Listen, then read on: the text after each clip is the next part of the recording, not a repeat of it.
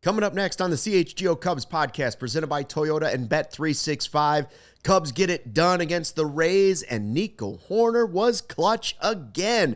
Plus, Cardiac Kittredge gets 2 saves in the series, and the pitching showdown coming up in Pittsburgh. CHGO Cubs next.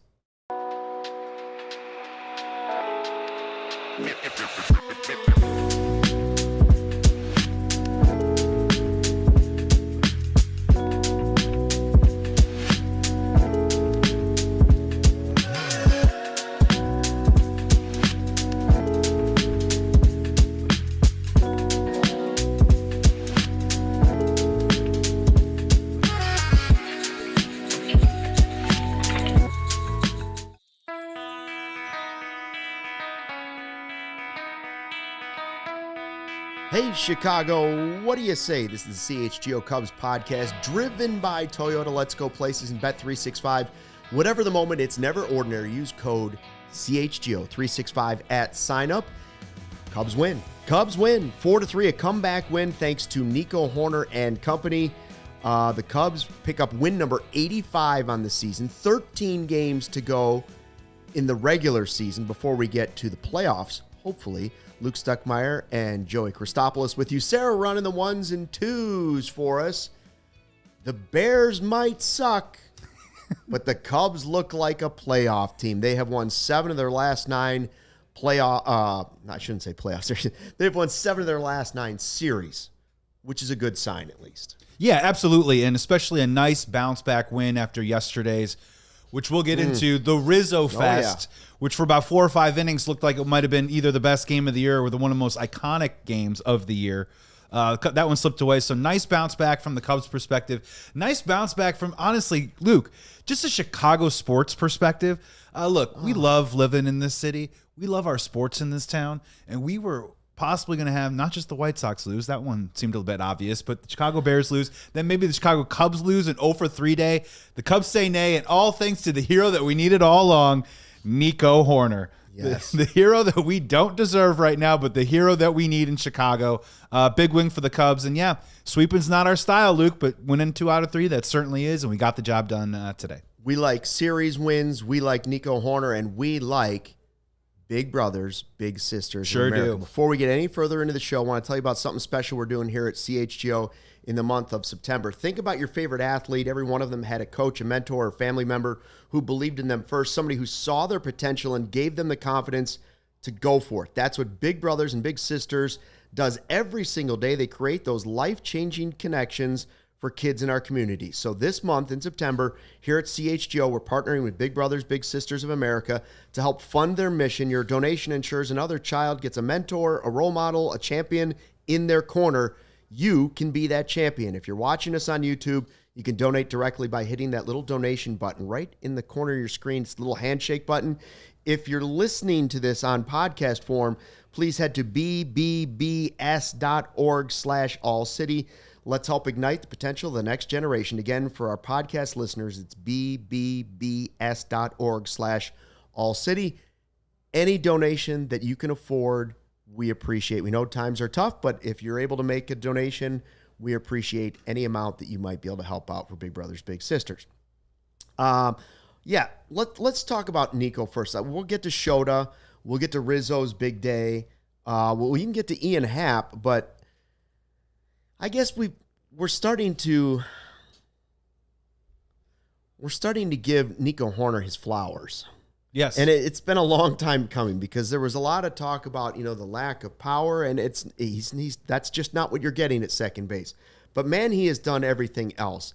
And I don't know if you can say, our buddy Justin Roman texted us, he's the MVP of the team. I don't know if I can say Nico's the MVP of the team. Man, he's got to be up there in the conversation at least as most clutch Cubs this season. Right. How do you that's a great philosophical argument of how do you take your MVP. I think Nico Hoerner has easily been the glue of this team because when we talk offensively, unfortunately, and I think that hopefully maybe we're turning a corner on this, is I think we spent a lot of time early on in the season talking about the positives of this offense, the great performances, PCA coming out of nowhere, Seiya Suzuki leading the National League in RBIs, Kyle Tucker in doing what he does. And I feel like the second half of the year, we've spent a lot of time talking about a lot of those same players of what's happened to the production. Are they hurt? Do they need to sit? What does this Cubs offense need to do to get going again? What has been the one constant through all of these conversations? It's been Nico Hoerner. And we've talked about it, that we've wanted him up in the lineup. We've wanted him in the 3, 4, 5 hole. Wherever you stick him in the lineup, Nico Hoerner gets the job done. And what I love about him, and maybe he has actually taken his game to a new level this year, is he's always been a contact first, like line drive type of hitter. What he's done this year, though, is he's not a guy that's ever going to get cheated at the plate. And he's also a guy that I don't care who it is, whether it is Paul Skenes tomorrow or whether it is a middle reliever, no one ever really seems to have the upper hand on him. And he puts together a really great at bat, hits the ball on a line. He's had a little bit more pull this year. I'm not going to say pull power, but I'm going to say more pull this year. And he's just been so impressive that no matter where you put him, he delivers. The runners and scoring position numbers speak for themselves. So I'm going to go with glue, probably more than MVP for Nico Hoerner this year. Yeah, and I think that's a great description of who he is. Like, every team in Major League Baseball would love to have a Nico Hoerner. Absolutely. Right? Like, you want to surround him with superstar players, but that guy right there, you want that work ethic. You want the type of player he is, the glue player, to come out and do that every single day. And he's been that defensively. He's been there offensively. Stealing bases. Bottom of the order, top of the order, wherever you want to put him. He's been leading off at times. So I give him a lot of credit. It's really been a terrific season for him, and I hope it continues on through the postseason for Nico Hoerner. RBI was 3 RBI today. If you're getting 3 ribbies out of Nico, you better win the game. Yeah, really. If he gives you 3 RBIs, he's not hitting a home run. If you get 3 RBI, you better win that game. Yeah, and it's also so impressive too that we talk about the 3 true outcomes in baseball all the time, and the amount of RBIs that he has with the lack of is not, it's not a derogatory thing, but it's just true. The lack of home runs per the RBIs really also kind of highlights how special of a season Nico Hoerner's been having.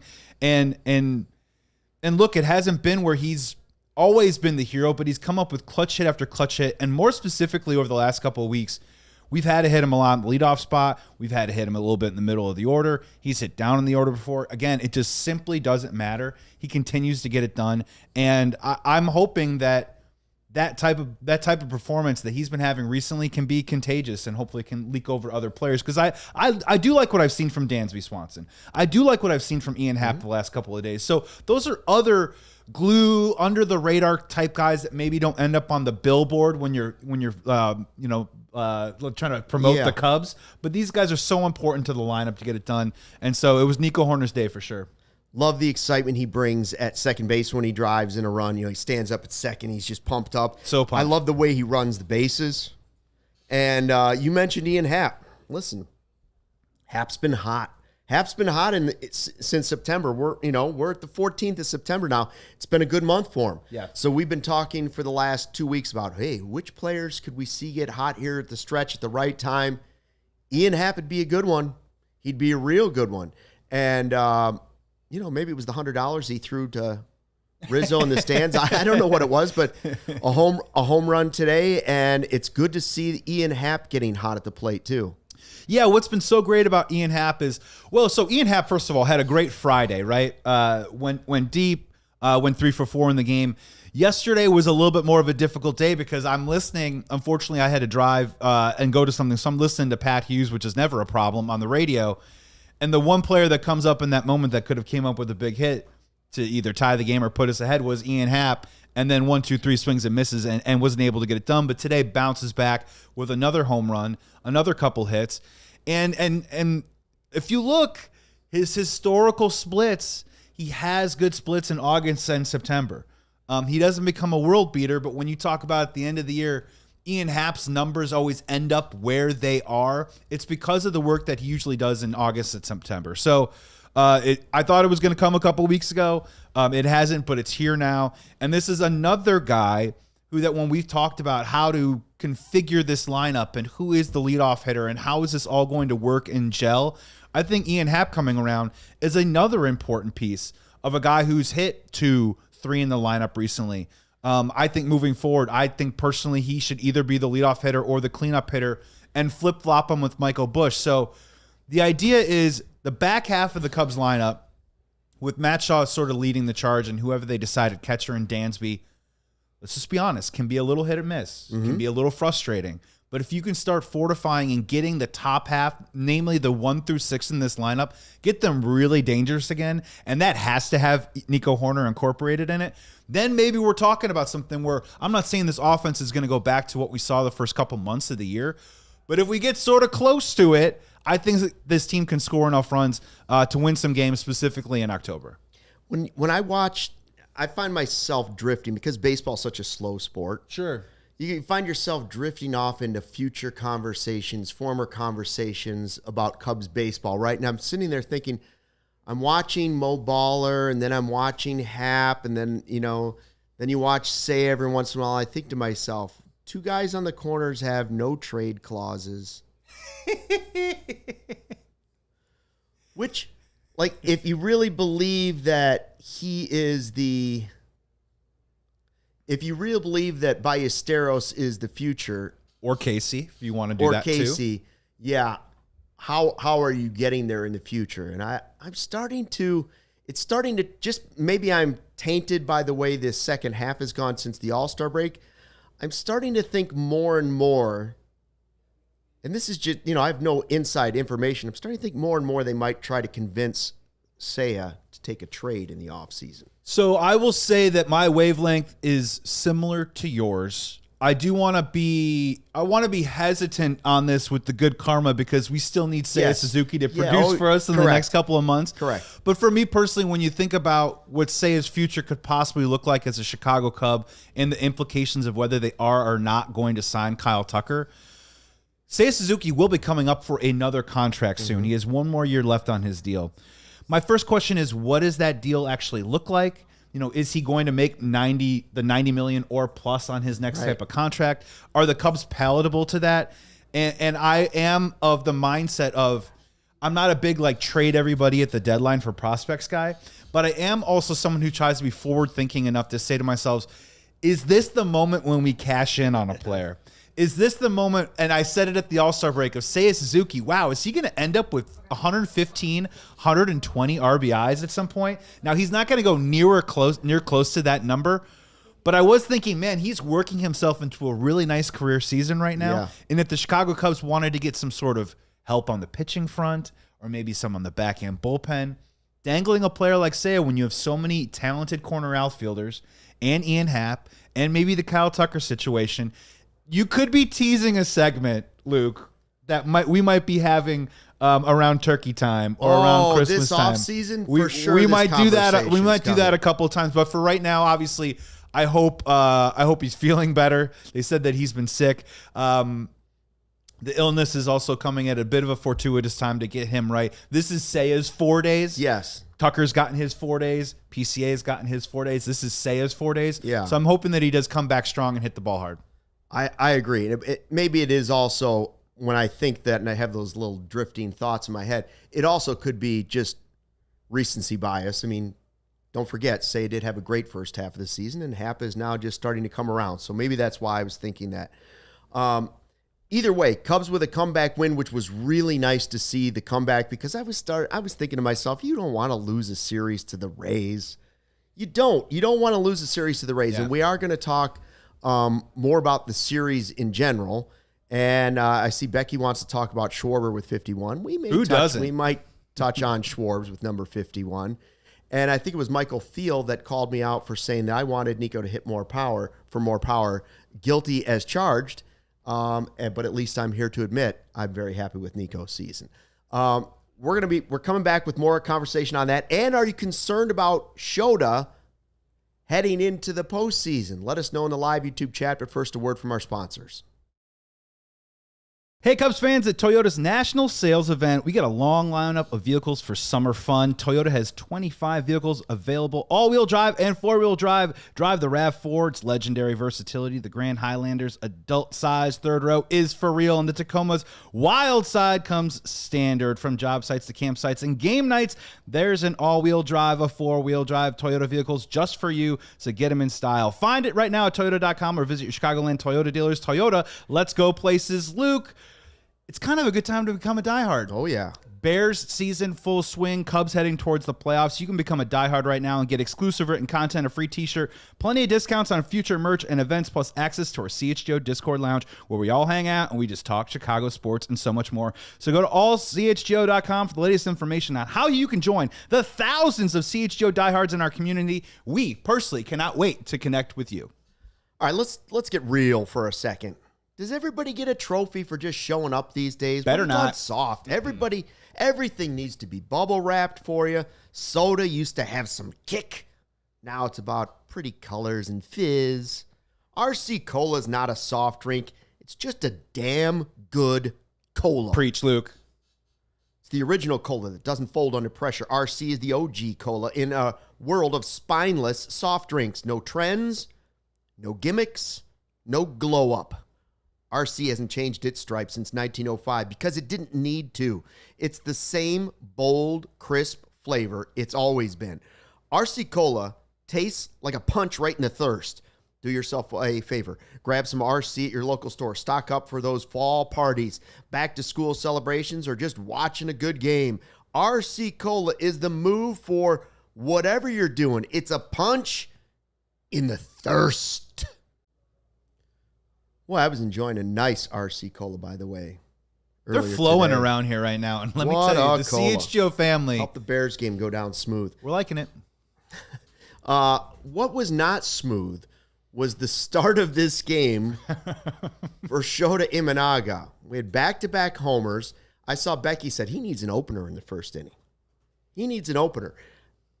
I would just say that Shota's line is about what I expect almost every time out now, right? 5 innings, 2 or 3 earned runs, 2 home runs, 9 strikeouts. Yeah. He bounces back from it, but there's always that blip of a couple of home runs, and hopefully they're solo like they were again. But I went back and I looked at it. He's allowed 2 homers in 3 of his last 4 starts. He's allowed at least 1 home run in 9 of his last 10 starts. The home run thing is starting to concern me when I talk about the playoffs because I don't love postseason home runs. I think that is incredibly fair. And if you roll it all the way back to, you said 9 starts, the 10th or 11th start, I think, was the White Sox, when this all kind of started happening a little bit, where he's now at 15 home runs over his last 10 starts. And I've done plenty on the last couple of shows. I've done plenty of Shota Imanaga defending. And I am actually still, to this day, sticking on, I think Shota is a great, viable game 1 option to start off a wild card series. But I will also offer that you can't give up home runs early on in these games. This is now 2 starts in a row where he's gotten touched up in the first inning of games. And this must be a trend. This must be a habit the Shota Imanaga breaks post-haste. Because if he gives up a couple of bombs in the first inning, I don't know if he sees that 5th inning, right? I think all of a sudden in playoff games, especially these days with these managers, you give up a crooked number in the first inning or 2, the leash gets really tight, really fast. They start working the bullpen, and sometimes once you get guys up and heated up, they have to come into the game regardless, which then shortens your bullpen, lengthens your bullpen. More guys you got to use, more variables and matchups you have to play. So that being said, Shota Imanaga, strikeouts, swing and miss is still there. But it's the same old story with him. You know what I mean? He has to play down in the zone. And when he doesn't play down in the zone, he can definitely get hammered. It's been the case the last couple starts. So I'm going to go with a slightly under mildly concerned, but I do acknowledge that these first innings of his, next start, got to clean it up. These next couple turns, and he's going to get this opportunity pitching against teams like the Reds and the Mets that are still going for it. And I'm hoping that he does because I still do like him leading off a wild card series. Interesting. I like Bobby Blanco, by the way. Welcome to the chat. He was in the another chat. Wow, he's party hopping right now. I kind of like it, honestly. How dare you?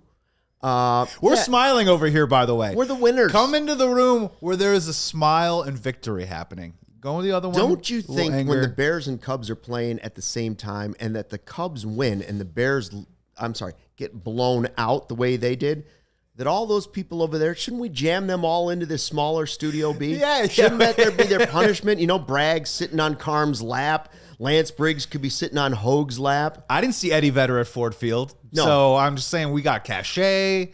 We got the Rizzo weekend. We got the win. But you know, we're humble. there. We're humble servants of Better CHGO. Call Saul was at the game yesterday. Cusack was there. And anyways, we're talking about Shota. And I'm concerned about the home runs because that doesn't give you a good feeling in the postseason. Yeah. And it's not that I don't think he could do that in the postseason and have a game like today where he could turn it around and then have 9 strikeouts and pitch a much better game. It's that I'm not confident that the offense is going to be able to do what they did today, creep away on a really good team. It's harder to score those runs against really good pitching in the postseason. All of a sudden you get a bullpen and it shortens it up, and it's like that opportunity can be gone early. And I don't feel as confident in the offense as I did obviously earlier in the season. Well, and to your point on that, I don't have the stat in front of me, but they ran it very recently. I think the Cubs are number 1 in Major League Baseball of when they score first. They have the best record. And it's something stupid. It's like 58-2 or something along those lines. Of course, when you play with the lead, the percentages alone give you a better shot to win. But just that feeling and that momentum, especially for us Cubs fans, we would certainly prefer it, right? Nothing worse than having them the opponent score 3 times in the first inning and us going, here we go again. But no, it all plays into it a little bit, and it plays into the confidence of leaving Shota out there. Because let's just say, play it out right. He gives up 2 solo home runs in the first inning, and then of a Game 1 series, the game is still tight. If there's traffic in the 4th inning, they're probably pulling him out of that game instead of having him work through it like they normally would. So all this stuff plays into it. Now, great. And the only context I want to throw out there is, and I really do, and obviously I appreciate when you play teams in October, there's going to be some really great hitters in there. But, I got a lot of people in my Cubs thread yesterday about what happened in the game, what happened today in the first inning with Shota. If you don't get an opportunity, Junior Caminero is an absolute monster, okay? He is a monster to the point where I'm glad that Kittredge, I was wondering if Kittredge was going to pitch around him, to be perfectly honest with you. I would have been fine with that. Cam says we should maybe try to get him. Yeah. 21 years old, third baseman. All right, if you want to trade Matt Shaw, and they'll probably ask for Cade Horton too. This guy is incredibly special. He's been pounding the baseball on the south side, now on the north side this year. I'm not making an excuse, but just an acknowledgement too as well of how talented that player is. And he hurt us at times this weekend against some of our best pitchers. So, yeah, for sure. Hey, we had a young player that did pretty well at the plate. Sure it was interesting that Owen Casey, first of all, he's in concussion protocol now, right? And thank God they didn't belabor that one. You know what I'm saying? Just put him on the IL. Watch that replay a couple times. That's a brick wall to the head. That's not good. But Ballesteros has done a nice job and had a pretty good weekend. 2 for 3 with a walk today. I don't know if he got another at bat after that. I don't believe so. No, the walk was his last at bat today. Yeah. So here's the difference I see in Mo Baller that I didn't see the first time he came around. He just looks more settled, right? Yeah. The first time he was at Wrigley Field, he was swinging hard, and everybody talked about how great he was, and he was hitting all these choppers to second, choppers and dribblers to the right side. Yeah. Now he just seems like he's just sitting there waiting for the pitch, as opposed to like waiting for the pitch, right? And he just looks so much more calm. And maybe that's a simple thing, but really like his presence at the plate and the way he looks going into an at-bat now. And I think it's maybe slowed down for him a little bit. No, I think you're making a great point about we talk a lot about PCA and some of the younger players that have come up. And there is a real ease in the box, and he already has a beautiful swing. Yeah. But I think you're knocking on something that's actually really important, especially for young players, is there's an ease in the batter's box for him right now. He doesn't seem a little bit too amped up, which I feel like Owen Casey's he's shown a couple of times this year. PCA obviously has been all over the map in terms of how he feels in the box. And what's great about Moises Ballesteros is this is going to sound old school, but the dude hits the ball to the opposite field. He has no problem letting the ball get a little bit deeper in the box. I think he's got a really nice eye to bat plain. I think it's just really smooth. Like there isn't a lot of business going on with his swing or when he's gearing up and trying to get his load up. Like we talk about Matt Shaw with his foot and the timing and everything. It just seems really easy and natural for him. On Friday, 2 for 4 with a triple. Big boy with the triple. Yesterday hits his first career home run, and then today 2 for 3 with a walk. And when we talk about Seiya right now and Casey going on the IL, Kyle Tucker, I'm sure we'll touch on a little bit. We don't know if he's going to be back on the 16th. Get ready for about 30 to 40 at-bats of Moises Ballesteros over the next week or so. And maybe this is the kind of juice that we need. And it's been really nice to see. And I'm rooting for the dude, 100%. Why am I losing the guy's name? The guy that the Red Sox traded that we just saw in town that was loafing it all around the bases. Oh, Rafael Devers. Yeah. Devers. Compare Devers running around the bases to Mo Baller. Mo Baller is max effort. Yes. I will give some of the Cubs players this. I don't know if I've ever seen 3 guys run harder when you look at just like if you're just focusing on their face. Matt Shaw, Nico Hoerner, and Mo Baller look like they're gonna like slow motion. It looks like they're running from zombies, from a boulder or zombies. It's like they're Indiana Jones running from something. They're intense running around the bases, and he gets around.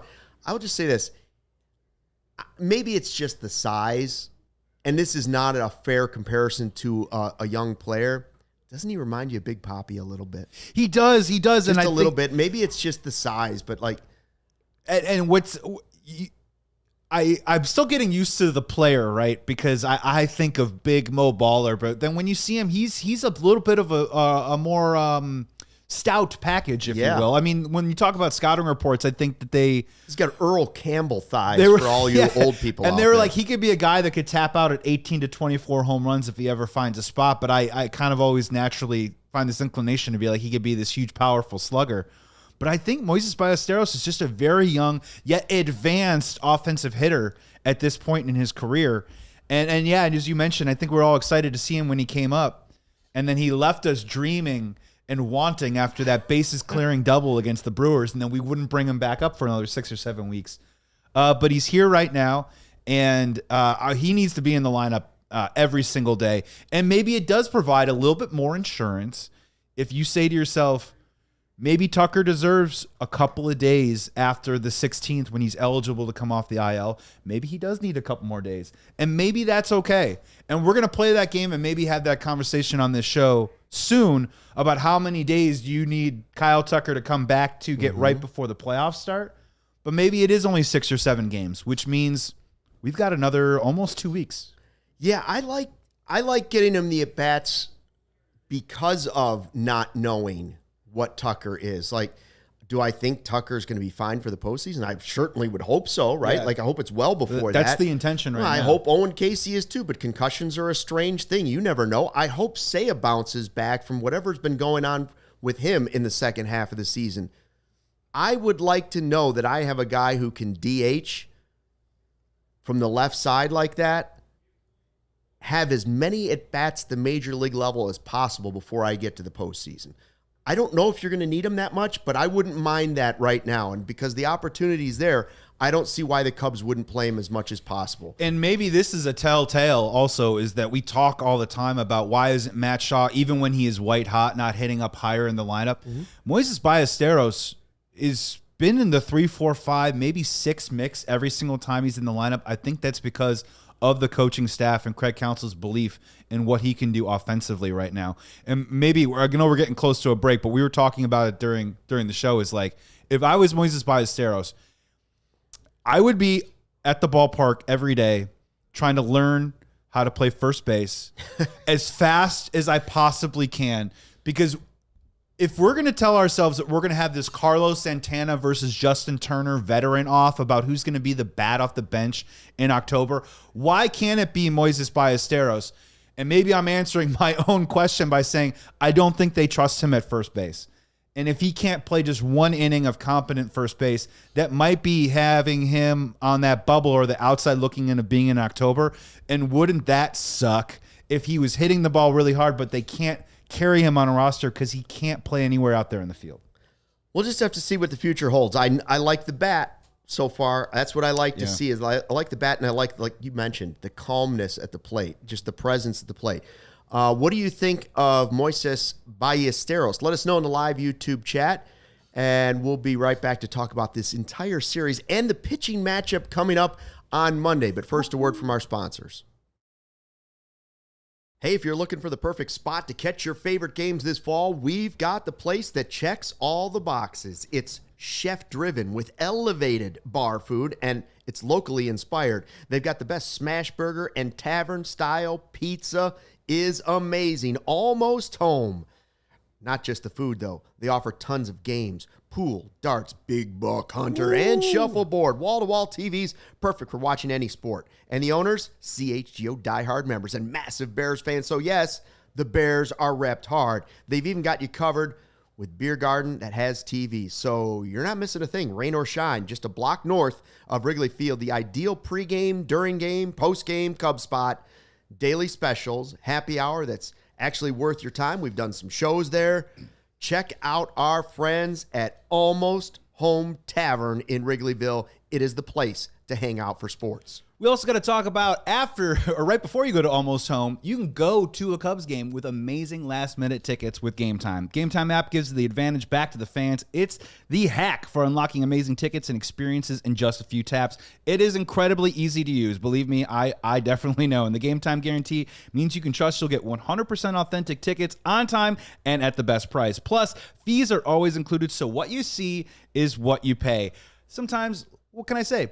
I'm a diehard Cubs fan. Yeah. We do CHGO Cubs right here, but I can't stop going to games. And if I want to go at the last second, Game Time app is the one because I get the best prices. I get zone deals. There's favorites. There's seat views. There's panoramic seat views. All that great stuff. The lowest price guarantee, or Game Time will credit you 110% of the difference. They also have ticker coverage too as well. So take the guesswork out of buying MLB tickets with Game Time. So download the Game Time app, create an account, and use code CHGO. You'll get $20 off your first purchase. Terms apply. Again, create an account, redeem code CHGO for $20 off. Tap ticket, go download the Game Time app today.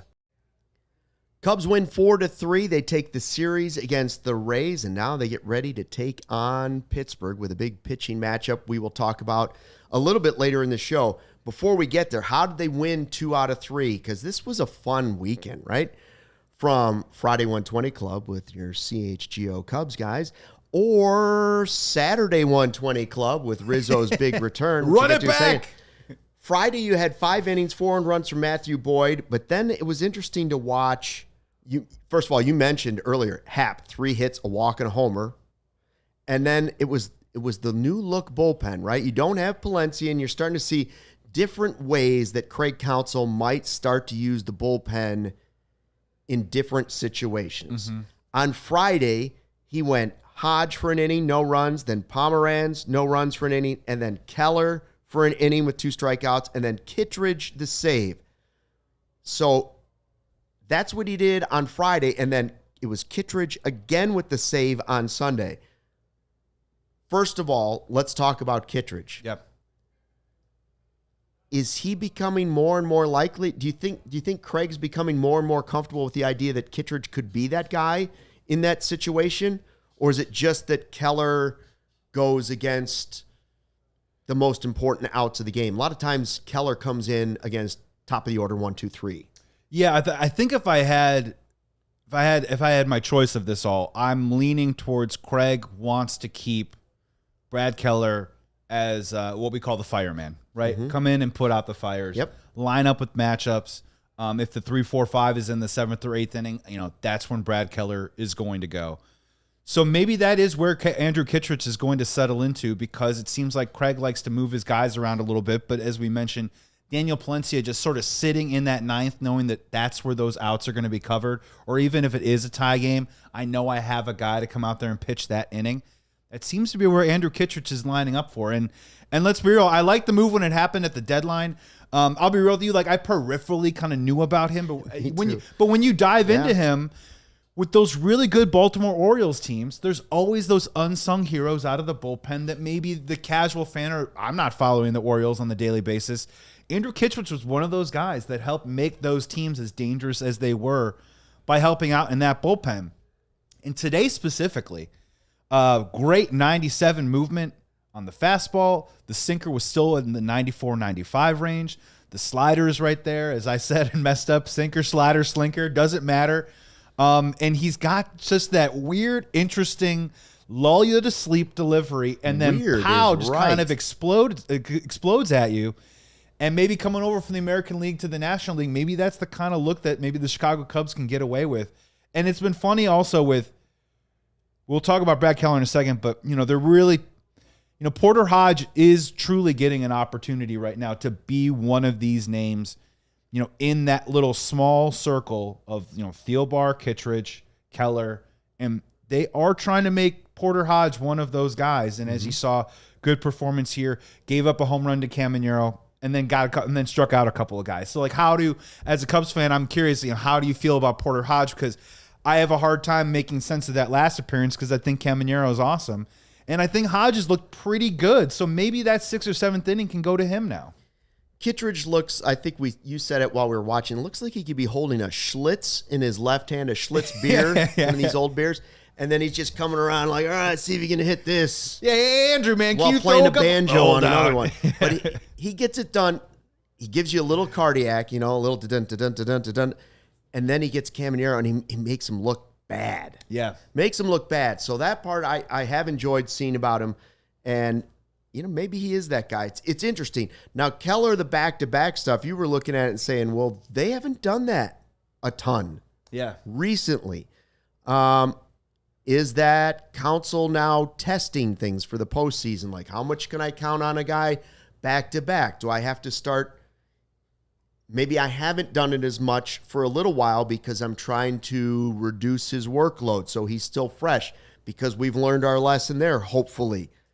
Is that what we're seeing? I think that is what we're seeing. But eventually he's going to have to get back and say, all right, once we get closer, 13 games left, now I need to start to see some back-to-backs to see where my confidence level is. I think it's really fascinating to watch over the next couple weeks, Cubs fans, exactly how often they use Brad Keller for the rest of this regular season. And hopefully it is a situation that gets them into formation that allows him to pitch those back-to-back games. Because let's be honest, if we go to a playoff game for a wild card series, I kind of want to see Brad Keller in Game 1 and Game 2. I think that he is our best bullpen arm out there. Now, having said that, it kind of got me just my gears started turning yesterday when he had perhaps the worst outing that he's had in a couple of months. And it sucks that the Cubs lost. Don't get me wrong. I never enjoy when that happens. But I will tell you that if you're going to break up that scoreless streak on September, whatever it is, what is it, September 13th, yesterday, today's the 14th. Now is the time to do it. I was so happy. I was so sick of JD or whoever it was on the call being like, and Brad Keller has just been so good because he hasn't given up a run since 1875. Like, it was totally, it was bumming me out. You know what I mean? It's that reverse jinx. So I'm glad that got out of the way. But I said to myself, wow, I haven't seen Brad Keller pitch back-to-back games in quite a while. It's something that I hope to see in October. So I looked it up. So this season, they have used Brad Keller 14 times in back-to-back appearances. 13 officially, and then the 14th, they actually did use him 3 days in a row at one point. But if you pull up all of these numbers, now to be very fair, in terms of giving up a run in either of these appearances, Brad Keller is 10 for 14 in converting that. One of those obviously was a non-conversion yesterday. I still think to myself, hey, that's pretty good, right? Yeah. But if you start to kind of pull it back, they have not used Brad Keller in back-to-back situations a lot over the last couple of months.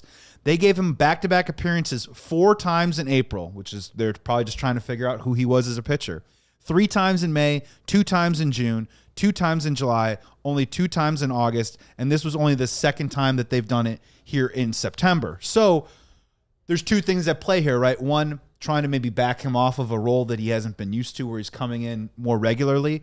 But also I found it curious that this is something that for Cubs fans, we need Brad Keller to be able to pitch back-to-back games, and we need him to be able to pitch incredibly effectively. So I do want to see if they try it out one more time before the playoffs and get him right. Another thing to keep in mind, too, as well, is a lot of these back-to-back type performances, the first outing, if you kind of go through the list a little bit, a lot of them were in the 10 to 14 pitch range, and then they felt confident to bring him back. And the number the second time around didn't really matter. He could throw 25, 23 pitches, doesn't really matter. So there is a little calculus in how hard did he work the day before? How quick did he get through that particular inning? And do we feel good about bringing him back? but we all know that's something that they're going to have to do in that wild card series. So I want to see, do they go back-to-back with Brad Keller again in the next couple weeks? How does it go? And do they prepare for that, or do they back off of it entirely?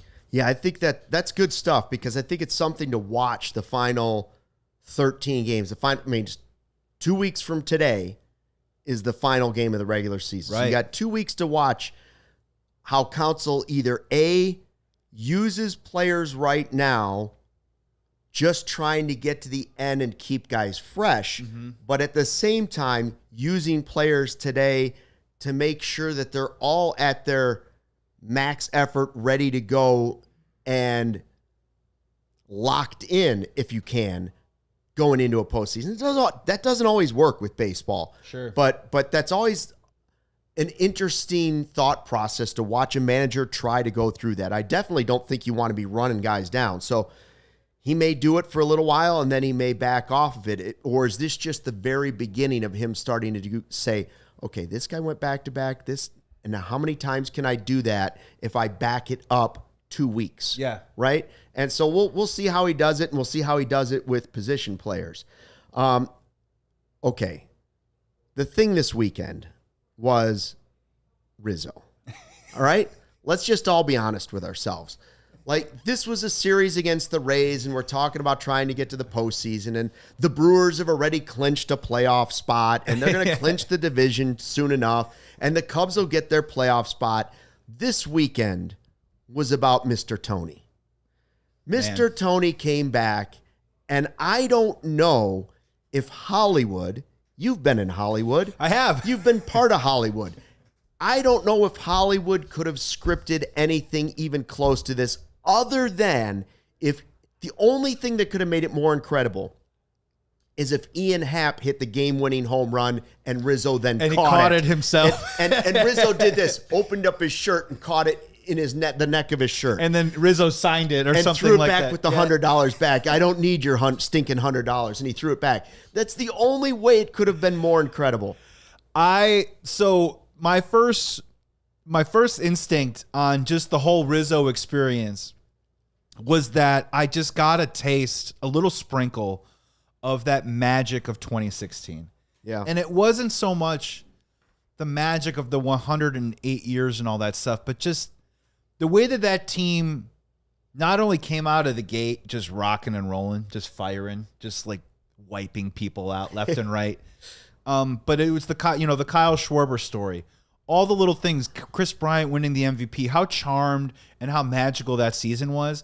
And for 4 or 5 innings, Anthony Rizzo was in the bleachers just bringing some of that magic back. I mean, Luke, like when you talk about that Hollywood possible full circle ending, I mean, Luke, he literally, when he saw it, he got up and stood on top of the bleachers quickly, by the way. I've been out there. That was a really quick get up.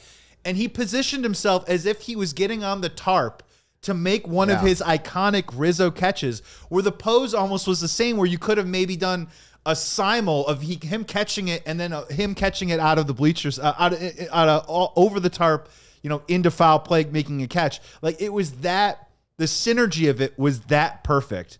And you brought up a really good point too as well, watching the show, about in many ways, Anthony Rizzo, like that is our last kind of look at him in a Cubs jersey. We'll never forget the catch that he made. Yes. In 2016, squeezing the ball in the most important out in baseball history. Yeah. And then the last time we saw him go to make a catch, it bounced off his bare hand. And on Twitter, I said, this is where Bleacher Bum tries to explain to his friends, I played pro ball. No, I swear I played pro ball. And then he drops the ball that hits him in the hand. Everybody knows, of course, he played pro ball. It was the odds of that ball being Mo Baller's first career homer, the odds of his home run going to Anthony Rizzo's hand are unbelievable. But the second he hit it, the first thing that I thought was, that's going to Rizzo's section. Yeah. I never thought it was going to hit him in the hand. It was, I mean, and for the left field community out there that spends a ton of time that we see out there at 120 Club on Friday, what a special moment to have one of the captains out there literally having the time of his life. I know we're close to break, so we're going to get some Rizzo on the other side. Also, guys, jump in the comments too as well, because let's just keep the Rizzo conversation going. Like, what was your favorite part of the Rizzo weekend? Was it the first pitch? Was the fact he bought everyone around in the bleachers? The fact he almost caught a home run, Eddie Vedder, Cindy Crawford, whatever's jumping in the chat. But yeah, we got more Rizzo for sure on the other side of the break. First, you know that moment, the one where you realize you left your favorite sunglasses at the beach or on the roof of your car or at the gas station 3 states away? Yeah, I've been there too many times. Then I found Shady Rays. And it changed the game. These are sunglasses made for real life. Seriously, good-looking, polarized, durable, and not stupid expensive. Here's the wild part. If you lose or break them, even on day one, Shady Rays is going to send you a brand new pair. No guilt trip, just replacements. So now I actually wear my sunglasses without fear. On hikes, at concerts, even on the boat. What? Wherever. Shady Rays is eyewear that has your back. We've teamed up with Shady Rays to bring you an exclusive offer. Head to shadyrays.com. Use the code CHGO for 35% off polarized sunglasses. Try for yourself the shades that have been rated not 1, not 2, not 3, not 4, but 5 stars by more than 300,000 people. Cubs fans, Rays Chevrolet in Fox Lake is slashing prices on new cars and giving you big savings all month long. So come in today to shop the model year-end sales event and drive home with employee pricing on every Chevrolet model. You can get $3,000 to $11,000 off MSRP or check out the selection of over 125 vehicles priced under $20,000. With one of Chicagoland's largest Chevrolet inventories, you're sure to find the perfect vehicle for you. And as one of the top-selling Chevy dealers in the Midwest, they're always able to keep their prices competitive. As you know, you'll get a great deal. Plus, Ray's Price Promise lets you shop confidently because the price you see is always the price you pay. So don't miss out on the model year-end sales event going on all month long for employee pricing on every Chevrolet model. So shop Ray Chevrolet in Fox Lake or at raychevrolet.com. They've been serving this community since, get this, 63. That's a long time. Together, everybody, let's drive. Yes, we can all sit on a Sunday and reminisce about how bad the Bears are and realize that nothing has changed. But you're back on CHGO Cubs because we're the only good team in town. It's like the Mel Tucker defenses, right? The Bears are giving up 50 points, and we're talking about Anthony Rizzo on the show. It's literally like 12 years ago, all over again. CHGO Cubs. 4-3, Cubs beat the Rays. They take 2 out of 3. It was Anthony Rizzo Day over the weekend. Rizzo comes back, retires a member of the Cubs. He will be a team ambassador moving forward. Before the break, we're talking about that incredible moment where Ballesteros hits the ball, his first career home run, and it bounces off of Rizzo's hand, and his buddy grabs it. I was thinking early in the broadcast, Joey, that all of it was wonderful. The fact that he decided to wear the signatures of all the cancer patients was by far, for me, the most touching moment of the entire thing. That's where he has made his greatest impact. Forget the World Series. The impact that he made on the families and those children, that's where he really made his impact that matters in what's going on in the world, right? But to watch that happen, him sitting in the bleachers, I thought to myself, they've got him sitting out here. He's going to realize how boring it can be just sitting out there watching a baseball game sometimes, right? If you and I are sitting out there with the Friday 120 Club, there's not a camera ISO'd on us for every breath that we take. Right. And I thought to myself before that ball was hit to him, I thought, they better be careful or they're going to show just how bored he is out there, checking his phone, looking around. The heat kind of melting him looking down at your shoe, thinking, what inning is it? Where am I? And then that ball goes right to him. And now when you look at it, they have a commercial better than they ever could have dreamed just out of total luck. Yeah. Like his day, the cup snake, the celebrations, the 7th inning stretch, all of it. They can do, from a marketing perspective, unbelievable. They can go so many directions with this where He makes a card that says, it was the enjoy the Rizzo special, have one on Rizzo today. Yeah. Thanks for everything, Cubs fans. Now, I don't know if they're going to be advocating for necessarily adult beverages when they do that, but they could do something along those lines. And it really just hammers home. And look, like, when Anthony Rizzo is in Wrigley Field, it's just fact. Good things happen. Just really good things happen. Whether it is him busting his ankle and hitting that home run or catching the balls over the tarp or whatever. And one of my biggest, like, what makes you a great all-time Cub is, for me personally, is what do you do at Wrigley? When I pay my price to enter into Wrigley Field as a mission to see the Cubs play, Anthony Rizzo was one of the players who, no one else's fault. KB had injuries and stuff, but Rizzo was in the lineup every single day and hit and slashed 292, had a 4-on-2 on base percentage, had a slugging percentage of .504, and 109 of his 242 home runs were hit at Wrigley Field. And then he comes back to Wrigley, not only honoring all the people that have signed his jersey and all the people that he's tried to support and the people that are fighting with the Lurie's Children's Hospital, but then goes out there, almost catches a home run ball, gives away a free drink, starts a cup snake, hangs out with Cindy Crawford and Eddie Vedder. I tell you, Luke, I think he's got a taste of the left field bleachers now. I hope he doesn't think it's like that all the time. Because, Cindy Crawford gets busy. She doesn't go to every Friday 120 Club. I thought you were saying Cindy Crawford gets busy. I was like, whoa, this is a little racy for this show. No, she only goes to the ones that you go to. But I digress. But no, I hope that Rizzo got a little taste of how fun it is to be out there with the bleacher bums in left field.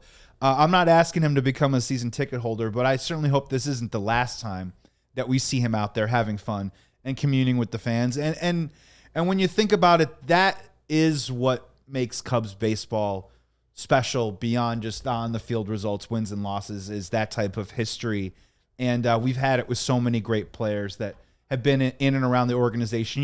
Fergie, Billy, Ernie, Santo, Rhino, all these guys stuck around, Sutcliffe, they all come around and they hang out with Cubs fans.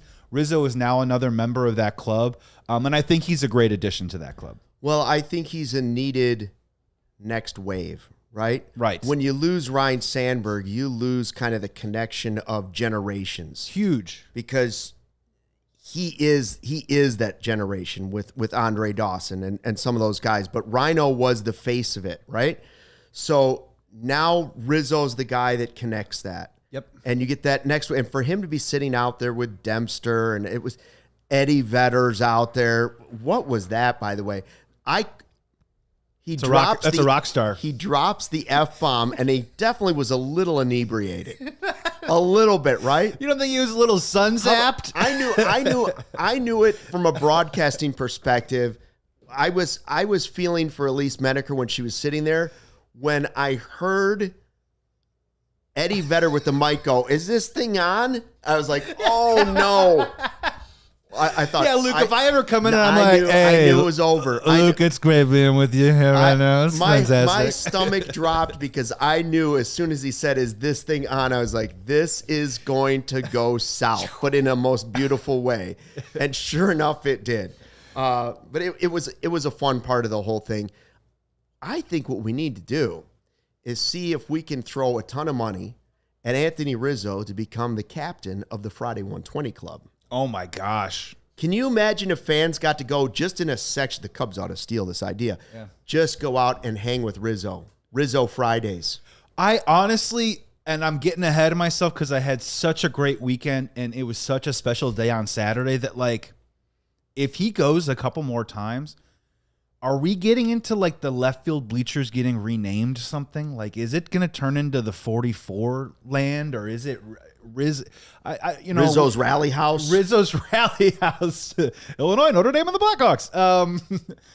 But it had that. It had the seeds of that. I'm not advocating that we just go off and do that, but if he makes that an annual thing, or if he can figure out a way with all the great causes that he wants to continue, that he's already been doing here in Chicago off the field as a Cubs ambassador. Yeah. If he can figure out a way to support some really great causes and everyone gets a chance to hang out in the bleachers and commune and do that and be around Rizzo, I think you're onto something.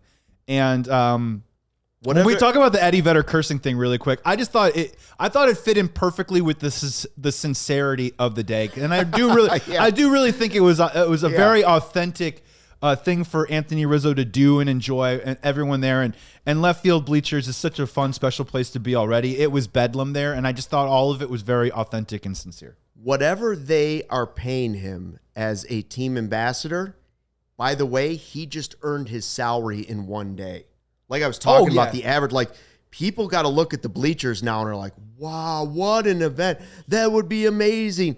And I did think to myself, Theo did it, and I remember Rizzo doing it in 2020 when nobody was out there. Dempster said that he did it when he first retired. Dempster used to show up to Blackhawks hockey games on the road in a remember he did it in a Captain America full costume. He showed up as Captain America to a Hawks game once. Kind of looks like sat in the top row as a Hawks fan.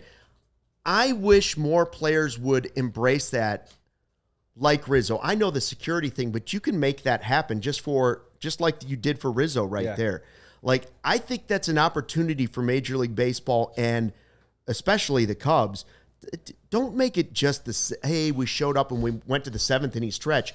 Show up and sit with the fans somewhere in the ballpark for 3 innings, 4 innings. You don't have to even be there the whole game. And what kind of an impact that would make connecting the fans to their heroes.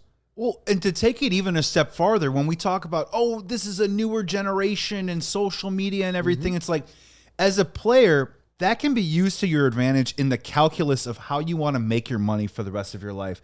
And I maintain, and I don't know if Kyle Tucker's a great example about this. He's only a good example because he's a big name, upcoming free agent.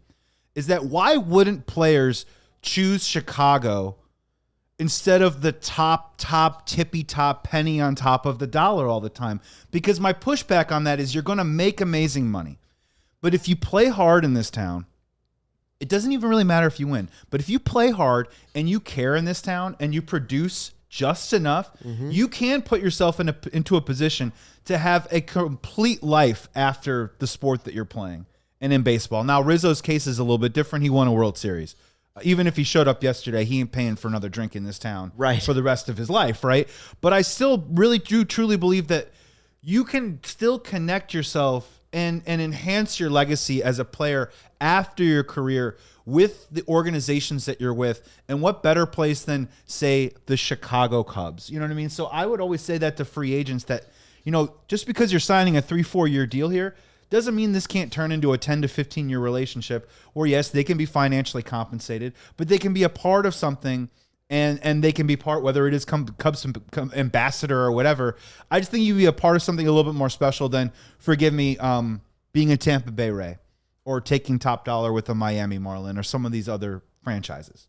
Well said. Okay. Are you ready for this? Are you ready? Are you ready for Monday's pitching Mark your showdown? calendars. Monday. The red-hot pitching matchup against the Pirates. It is Horton versus Skenes. I need a sip of water. Cool yourself off. Since the All-Star break, these two have been electric. But as good as Mr. Skenes is, Cade Horton has been even better. Incredible. He got to go head-to-head against Skubal. Now he gets to go head-to-head against Skenes, and who wins this battle? Cade Horton. Yeah. That's where I'm going with this one, baby. He's got. The Cubs had a good performance against Skenes earlier on this year, touched him up for some home runs. I believe also at PNC Park, if I'm remembering that correctly. I could be wrong, forgive me.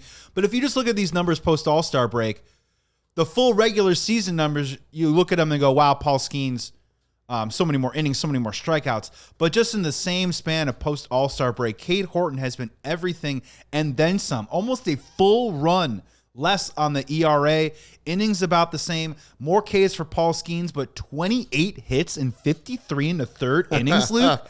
That is a stupid, incredible number. So I cannot wait for this pitching matchup. I cannot wait to do the CHGO Cubs postgame show with you tomorrow night right here on the CHGO Cubs channel. Mark your calendars, set your timers, do what you got to do because that is absolutely must watch. And by the way, 5:40 first pitch too as well, so you might have to hit the record if you're working too as well.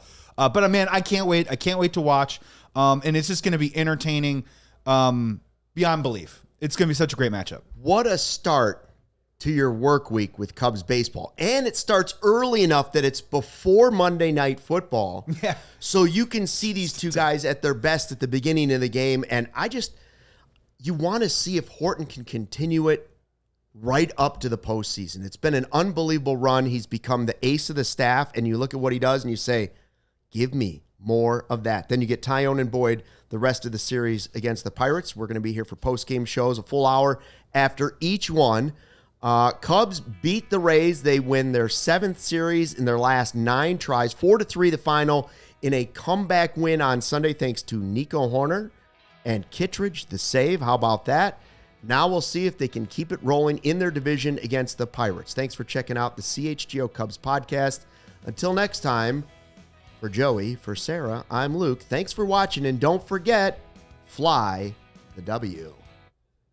We all silly like the mayor.